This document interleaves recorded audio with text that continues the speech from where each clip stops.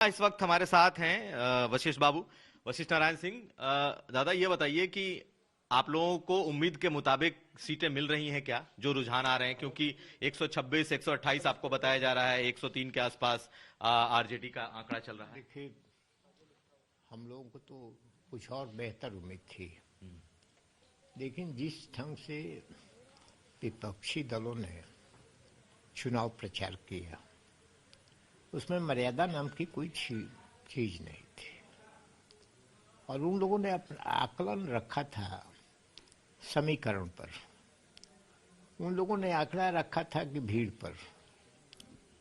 लेकिन लगता है कि बिहार की तस्वीर और बिहार की जनता के नर्व को वो लोग पहचान नहीं सके, और कोलाहल के बीच में वो चाहते थे कि जनता भ्रमित हो जाए, और ये भ्रम तो टूट गया।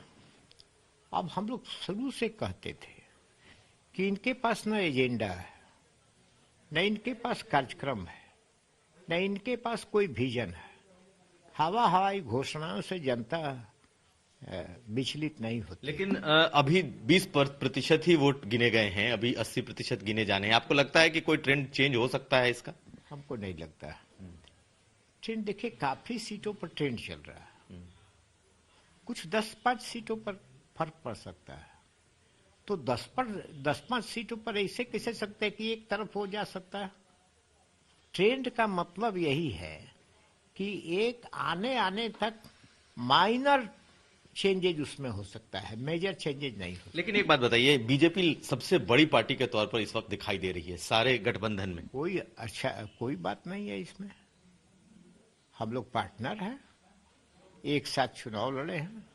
लेकिन बीजेपी के भीतर से एक इको था, एक आवाज था कि बीजेपी और एनडीए की सरकार बने और बीजेपी का मुख्यमंत्री बने। आपको लगता है कि किसी सूरत में ये कहीं संभव है? ये तो बीजेपी के नेताओं की खुद घोषणा, तो इस घोषणा पर हम क्या प्रतिक्रिया व्यक्त करें? स्वयं देश के हाईएस्ट जो लीडरशिप है उसने बार बार कर दिया था, इसलिए हमारे लिए ये रेलिवेंट क्वेश्चन नहीं।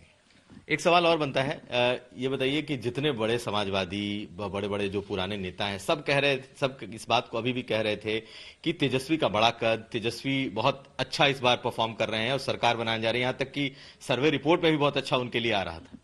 सर्वे रिपोर्ट को मैंने प्रारंभ में ही जब से आया तो कहा कि सर्वे रिपोर्ट कोई निश्चित जीत का आधार नहीं हो सकता है।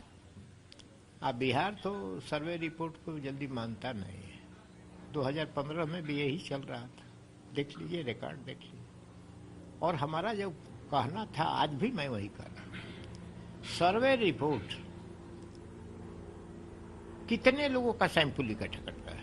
अच्छा, एक चीज बताइए, कहा गया, जो बताया जा रहा था कि शराबबंदी से लोगों की नाराजगी है, आपको लगता है कि ये मुहर है नीतीश कुमार, अगर जीतते हैं तो उनके इस नीति पर मुहर है कि हाँ शराबबंदी सही है? शराबबंदी का एक बड़ा परिणाम निकलता है। एक समझिए वेलफेयर स्टेट, वेलफेयर स्टेट में यही नहीं देखा जाता है कि हमारा राजस्व का कितना घाटा होता है। आपको समाज की सुरक्षा, समाज में शांति एक बड़ा मुद्दा होता है, और राजस्व के घाटे होने के बाद भी शराबबंदी की गई। आपने देखा पहले का स्थिति क्या था, शादी ब्याह के वक्त में क्या स्थिति था, घरेलू हिंसा की संख्या देख लीजिए कितनी था, क्या उसमें कमी नहीं आई है? सर्टेन लोगों के जो अभ्यस्त हैं, इससे तो कुछ निर्णय नहीं प्रभावित करता। जो लीडर होता है वो दूरदर्शी भी होता है, उसमें वो यह डिसीजन लेता है कि समाज में शांति रहे, सुरक्षा रहे, कोलाहल नहीं रहे, अव्यवस्था नहीं रहे, अराजकता नहीं रहे। देख नहीं रहे हैं? शराब नीति पर मुहर है, महिलाओं ने जिस तरीके से वोट किया। और आप देख लीजिए, प्रथम चरण का मतदान का रेशियो देख लीजिए, द्वितीय चरण के मतदान का रेशियो देख लीजिए, तीसरी चरण के मतदान के रेशियो देख लीजिए। प्रथम चरण के चुनाव में ये लग रहा था कि इन लोगों की, महिलाओं के दिल और दिमाग पर क्या यही शासन आ जाएगा क्या? फिर जंगल का कानून बिहार में चलेगा क्या? क्या बिहार फिर अराजकता के दौर में जाएगा क्या? क्या बिहार में शासन नाम की कोई चीज रहेगी क्या? इसलिए बड़ी पंक्तियां लग गई तो इसका मतलब लग रहा है कि पहले चरण में के बाद लोग महिलाओं में इस बात का अंदेशा हुआ, खौफ हुआ, उसके बाद ये चीजें हुई। देखिए, पहले चरण में जिस ढंग से तूफानी प्रचार इन लोगों ने किया, आज जिस ढंग से झूठी घोषणा करने लगे, जिस ढंग से दावा करने लगे, तो लोगों की नजर शिक्षा ने ऐसा कर दिया है। आधुनिक टेक्नोलॉजी देखने वाले लोग सत्य की भी परीक्षा लेते हैं, और उसमें लोगों देखा कि जो चीजें नहीं हो सकती है उसकी भी बात कर रहे हैं।